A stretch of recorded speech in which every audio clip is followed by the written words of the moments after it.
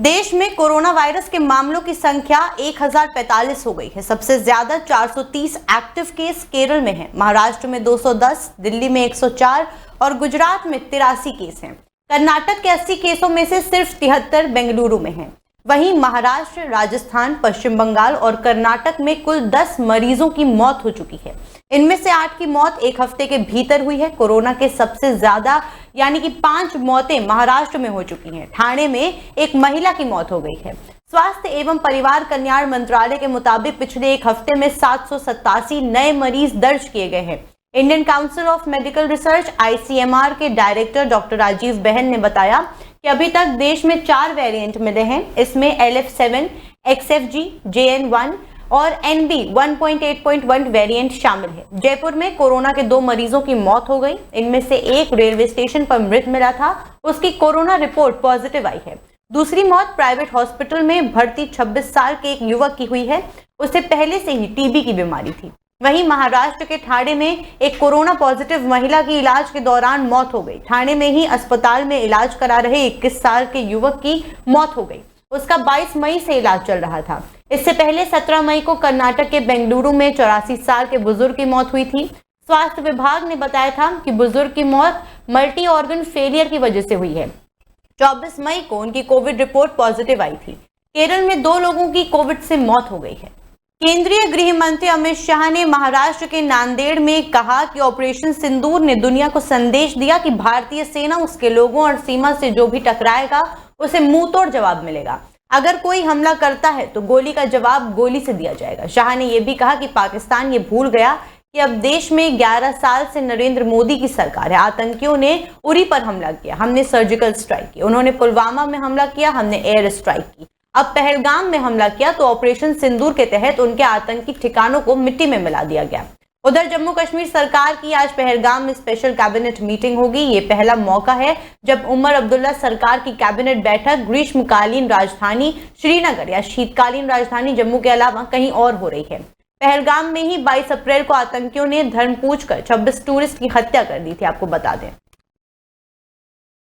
हमेशा के लिए पूरी दुनिया, न केवल पाकिस्तान, पूरी दुनिया में एक संदेश भेजा है कि भारत की सेना, भारत की जनता और भारत की सीमा इसके साथ छेड़खानी नहीं करते, वरना नतीजे भुगतने पड़ते हैं, नतीजे भुगतने पड़ते। और मोदी जी ने स्पष्ट कर दिया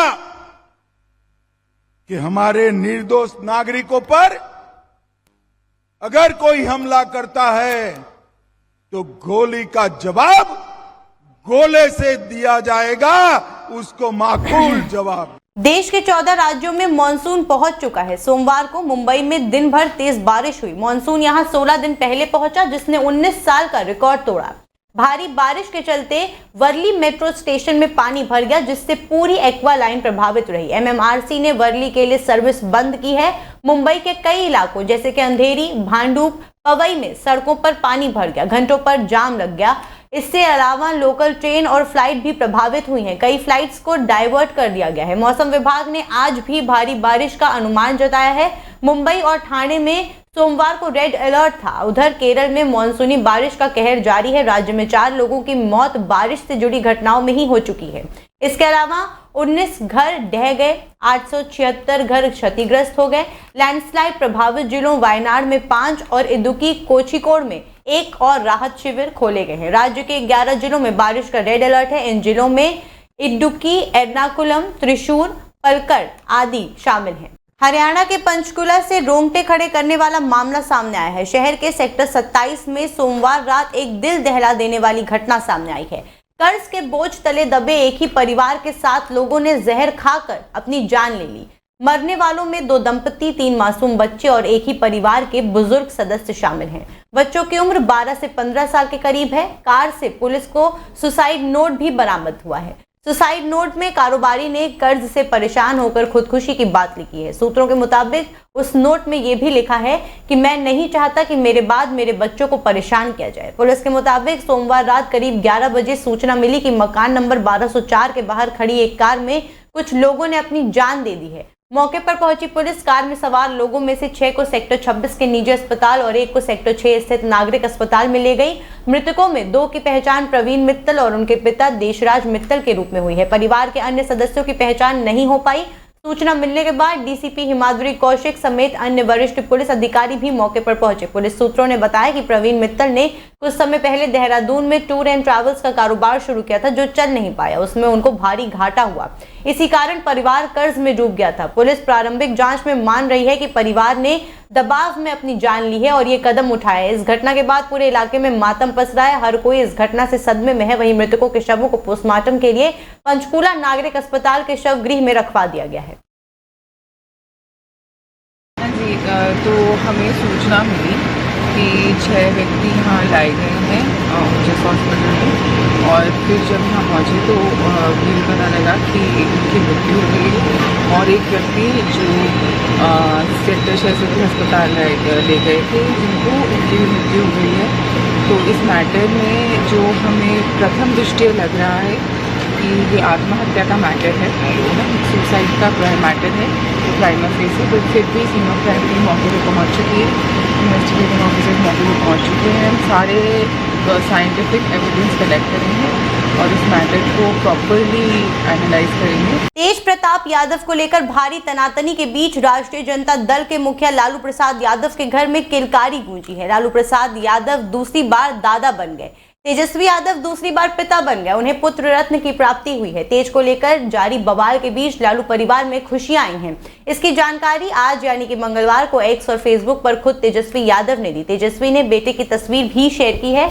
इसके साथ उन्होंने लिखा कि सुप्रभात, आखिरकार इंतजार खत्म हुआ। हमारे नन्हे बेटे के आगमन की घोषणा करते हुए बहुत आभारी, धन्य और खुश हूं। जय हनुमान। आरजेडी के भी सोशल मीडिया प्लेटफॉर्म फेसबुक पर तेजस्वी को बधाई दी। पार्टी ने लिखा कि नेता प्रतिपक्ष तेजस्वी को पुत्र रत्न की प्राप्ति और राष्ट्रीय अध्यक्ष लालू यादव को फिर से दादा बनने की हार्दिक शुभकामनाएं। समस्त राजद परिवार की ओर से शुभ आशीर्वाद सहित हार्दिक बधाई और अनंत शुभकामनाएं। तेजस्वी की बहन रोहिणी आचार्य ने भाई और भाभी राष्ट्रीय यादव को बधाई दी है। उन्होंने कात्यायनी को भी बधाई दी। उन्होंने एक्स पर लिखा है कि जूनियर टूटू को ढेर सारा प्यार और आशीर्वाद। राजस्थान के सीमावर्ती जिले बाड़मेर में कांग्रेस पार्टी ने भारतीय सेना के सम्मान में जय हिंद सभा का आयोजन किया। अखिल भारतीय कांग्रेस कमेटी यानी एआईसीसी के निर्देश पर बालाजी फार्म हाउस स्थित वीरेंद्र धाम मेमोरियल छात्रावास परिसर में हुए इस आयोजन में युद्ध में वीरता दिखाने वाले सैनिकों, दिव्यांग जवानों और वीरांगनाओं को सम्मानित किया गया।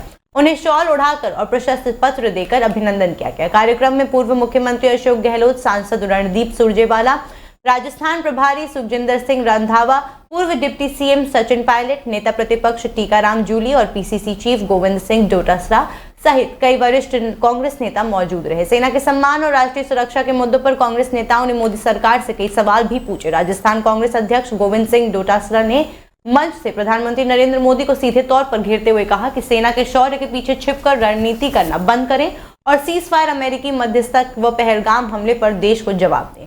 डोटासरा ने साफ किया कि कांग्रेस सेना का सम्मान करती है और हर मोर्चे पर उनके साथ खड़ी है, लेकिन सवाल सरकार से है। उन्होंने कहा कि हम सेना के पराक्रम को सलाम करते हैं, बालाकोट हो या ऑपरेशन सिंदूर, लेकिन इस सरकार का अधिकार नहीं कि वो सेना की वीरता को चुनावी मंच बना दे। सेना के शौर्य को अपना राजनीतिक विज्ञापन बना देना ये राष्ट्रहित नहीं, स्वार्थ है। राजस्थान कांग्रेस अध्यक्ष ने प्रधानमंत्री पर बड़ा आरोप लगाते हुए कहा कि मोदी जी को आदत हो गई है कि जब भी चुनाव आता है सेना की वीरता के पीछे छिप जाते हैं, कभी बालाकोट तो कभी ऑपरेशन सिंदूर को अपनी उपलब्धि बताकर वोट मांगते हैं, जबकि ये काम सेना ने किया है, सरकार ने नहीं।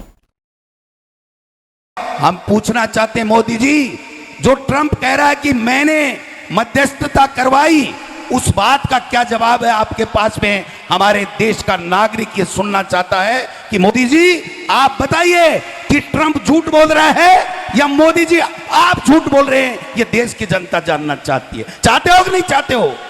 चाहते हो ना? यही तो जय हिंद सभा का मकसद है। ये क्या करते हैं?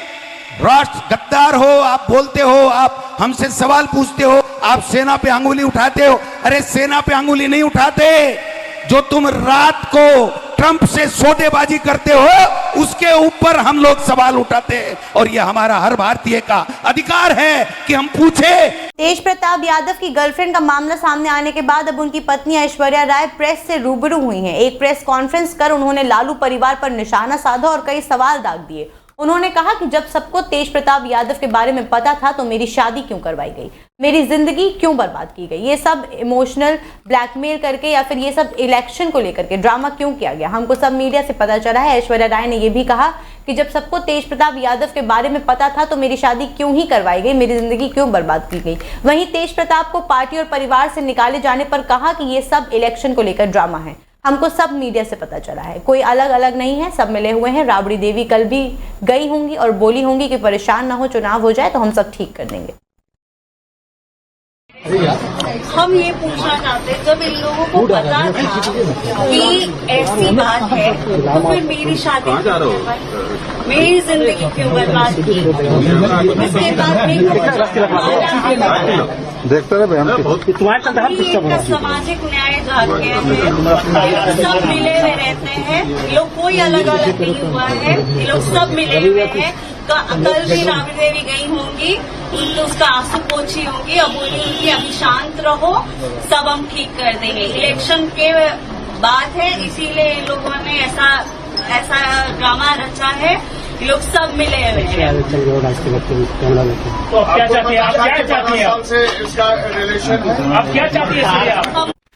जासूसी के आरोपी ज्योति मल्होत्रा के मामले में अब तक सबसे बड़ा खुलासा हुआ है। हिसार पुलिस ज्योति मल्होत्रा के फोन और लैपटॉप की फॉरेंसिक डेटा रिपोर्ट मिली है। रिपोर्ट में मिले 12 टीबी डेटा को अब हिसार पुलिस गहराई से खंगाल रही है। बताया जा रहा है कि ज्योति मल्होत्रा के हर मूवमेंट पर पहले से केंद्रीय एजेंसी की नजर थी। पहली पाकिस्तान विजिट के बाद उसे पाकिस्तान का स्पेशल वीजा मिल गया था। जैसे ही युद्ध स्थिति बनी, उसे देश की सुरक्षा को देखते हुए पकड़ लिया गया। जांच में यह भी सामने आया है कि यूट्यूबर ज्योति मल्होत्रा पाकिस्तान के 4 जासूसों के कांटेक्ट में थी। ज्योति मल्होत्रा का ब्रेन वॉश कर उसे मेजर एजेंट के तौर पर तैयार किया जा रहा था। ज्योति पाक इंटेलिजेंस की पहचान जानते हुए भी उनसे संपर्क में थी। उसने जब पहली पाकिस्तान यात्रा की, उसके बाद उसे स्पेशल वीजा और आईएसआई और पाक गृह मंत्रालय की मंजूरी से सुरक्षा भी मिली थी। पाकिस्तान यात्रा के वीडियो सामने आने के बाद उसके फॉलोअर्स और व्यूज में अचानक बढ़ोतरी हुई थी। हिसार पुलिस के मुताबिक ज्योति ने जानबूझकर आईएसआई की योजना में उनका साथ दिया ताकि उसे सुविधाएं मिलती रहें। देहरादून के मशहूर पर्यटन स्थल चक्राता में एक दिल दहला देने वाला मामला सामने आया है। यहाँ टाइगर फॉल में तेज हवा के कारण एक पेड़ नीचे गिरकर आ गया, जिसमें दबकर 2 पर्यटकों की मौत हो गई। एकाएक वहां चीख पुकार मच गया। घटना के वक्त टाइगर फॉल पर्यटकों से खचाखच भरा हुआ था। छुट्टी के चलते बड़ी संख्या में पर्यटक चक्राता पहुंचे थे। अचानक मौसम बिगड़ा और तेज हवा के चलते एक पेड़ टूटकर नीचे झरने के साथ गिरा, जिसके चपेट में 2 लोग आ गए और उनकी मौके पर ही मौत हो गई। हादसे की सूचना मिलते ही स्थानीय पुलिस और प्रशासन की टीम तुरंत मौके पर पहुंच गई और दोनों शवों को कब्जे में लेकर पोस्टमार्टम के लिए भेज दिया है। साथ ही घटना की जांच भी शुरू कर दी है। मौके पर मौजूद पर्यटकों के मुताबिक पेड़ इतनी तेजी से गिरा कि लोगों को संभालने तक का मौका नहीं मिला। यहाँ बता दें कि टाइगर फॉल चक्राता का प्रमुख पर्यटन स्थल है, जहाँ हर दिन सैकड़ों की संख्या में पर्यटन पहुंचते हैं। खास तौर पर गर्मियों में ये सैलानियों से गुलजार रहता है। हादसे के वक्त भी यहाँ बड़ी संख्या में पर्यटक मौजूद थे, जिससे भगदड़ जैसी स्थिति बन गई। घटना के बाद स्थानीय लोग और पर्यटकों में भारी दहशत का माहौल है। हादसे में मरने वाली महिला दिल्ली से अपने परिवार के साथ छुट्टियां मनाने आई थी, जबकि स्थानीय युवक की पहचान सुरेंद्र नाम के लड़के के रूप में हुई है, जो फॉल क्षेत्र में एक स्थानीय दुकान में काम करता था। दोनों की मौत की खबर सुनकर उनके परिजनों में कोहराम मच गया है।